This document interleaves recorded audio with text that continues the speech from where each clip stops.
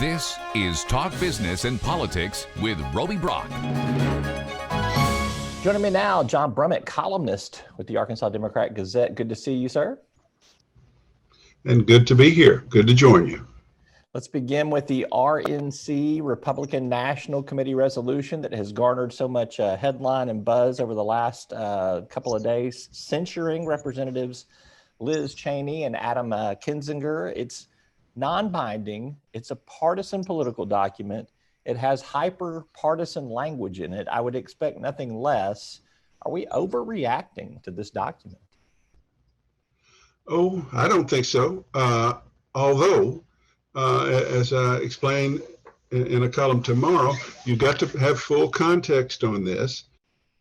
It apparently is so that some members of the RNC were so tone deaf that they thought the wording of that resolution merely meant that they were objecting to what they see as overreach, objectionable tactics by the investigating committee on what they see as a partisan basis. I think that some legitimately thought that. Some now are saying that after the fact.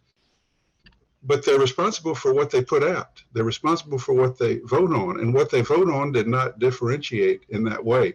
What they voted on made an open-ended statement that left the very clear impression, in fact, said said in effect that the entirety of events of January 6th amounted to legitimate political discourse. Somebody in a serious political organization would read that, and if concerned about the implications of it, propose to amend that sentence to narrow the focus of what we're objecting about. But they didn't, leading me to suspect that they wanted to have it both ways. They wanted to feed the kook rights in their cage over here some red meat. Then they wanted to say for themselves, I didn't mean all of that. Well, it blew up on them, and it blew up on them as it should.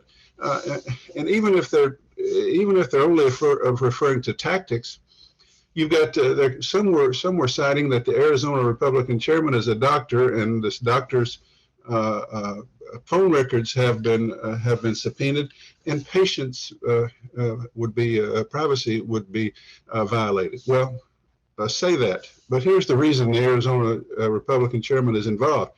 She and a slate of Republican electors presumed to submit to the Electoral College returns from Arizona, making Trump the winner, though he lost.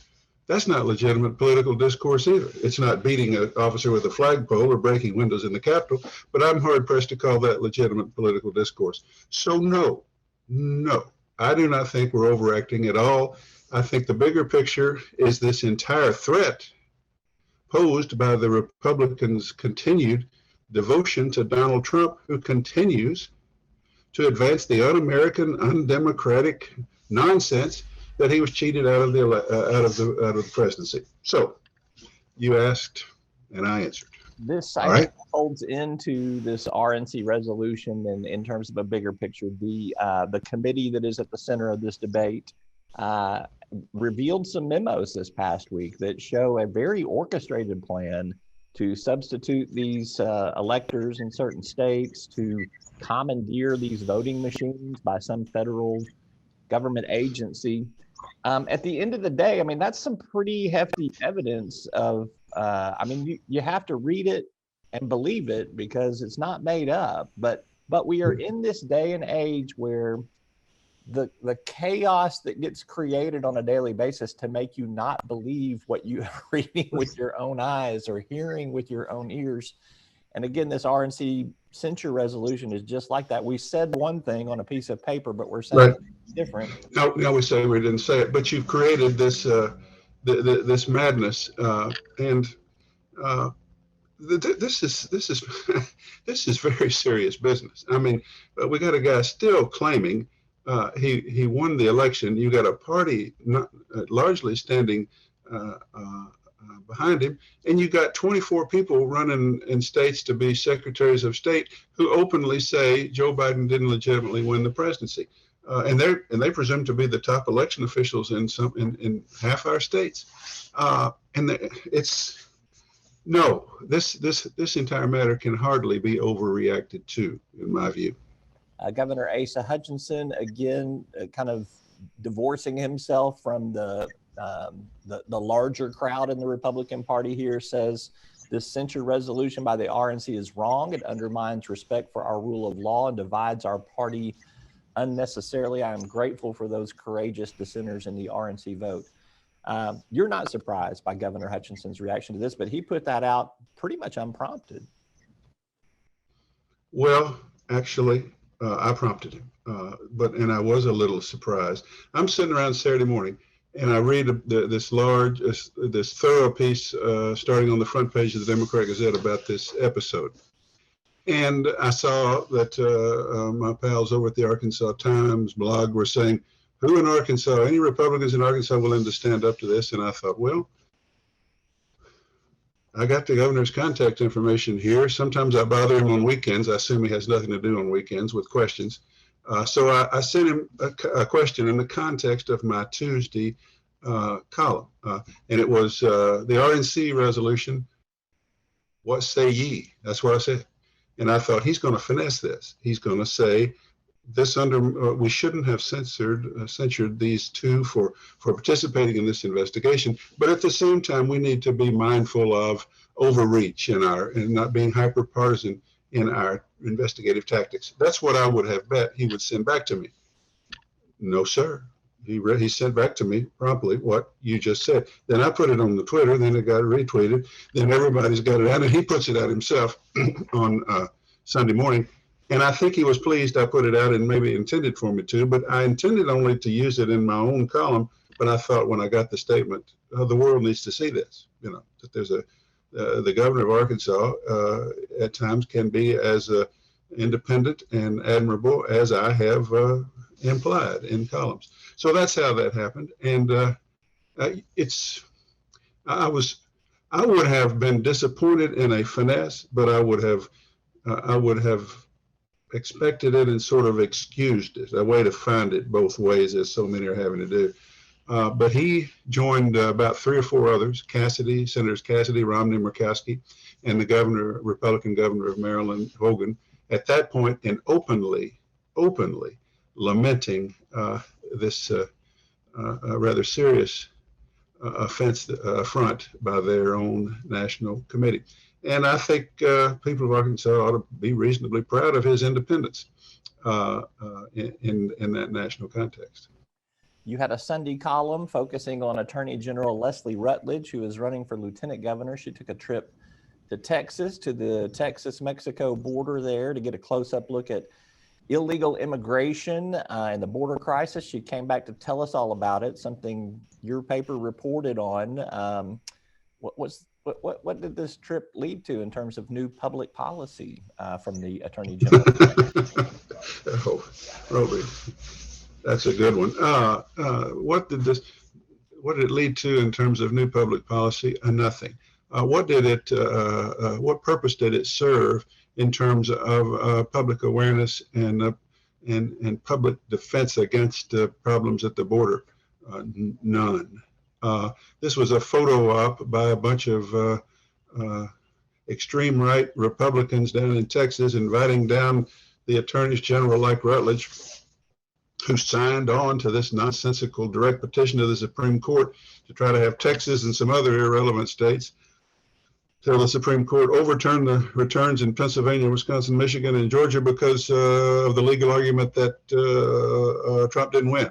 And it got thrown out even by Trump, without comment, unanimously by the Supreme Court. It's an opportunity to go down there and exploit this issue for the political aggrandizement of persons like Rutledge, who have behaved politically on this matter, who have served purely Trumpian interests for their own interests, and to let them have a little party down there.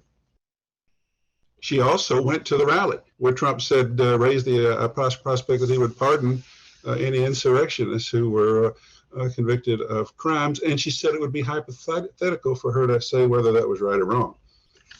I suggest in this column that right or wrong is seldom a hypothetical matter. And just because you can't say yet that Trump would actually do it because he's not yet back in the White House, there's still a matter of whether that would be right or wrong, and she could have addressed it. So I had a little tongue-in-cheek, satirical, you might call it fun, but it's not really fun, exercise about it was the ultimate purely political stunt. That's what it was, and I treated it as such. Little Rock Mayor Frank Scott announced this last week he is running for re-election. Set his chances for me, maybe some of the highlights he'll tout and some of the challenges that he's going to face. Well, growing forward, that's what he has put out there right now as a slogan, and I find that it's not quite compelling. His campaign theme will be, hey, things are pretty good in many respects. You look at the Amazon distribution center, you look at Costco, you look at Trader Joe's, things are swell. And they're swell even though during the time I've been mayor, we've had a flood for the ages, we had a winter storm for the ages, and we've had COVID. And we're doing all right, and you need to stay the course. I have commented that his theme is perseverance, trudge on through, which is a far cry from the hope and change and unity that attended his first victory. So it's going to be tougher for him. His message is going to be tougher. His performance is mixed. Community resentment of some things like the closing of the golf course or his inability to get along with the city board, even those on the left flank. Those are all going to be issues, and he's going to have a different kind of opponents, and this will be about him and his record. And at present, I think growing forward, trudge on with me through these hard times is a challenging theme. So this is going to be a tough exercise for the mayor. Crime and the police chief will be a central issue in this. Of course, that almost goes without saying, but yeah, yes, the city's severe, sort of a small, sort of contained to a certain community and a certain group of youth, but horrible. That's a problem. And Steve Landers, the auto dealer, is one among those running, and he seems to be running at this point entirely to say the police force, the police officers don't like him or his chief, so vote for me. I'm not sure what's compelling about that either, but yeah, this is going to be a rough and tumble, incendiary year in Little Rock city politics, I fear.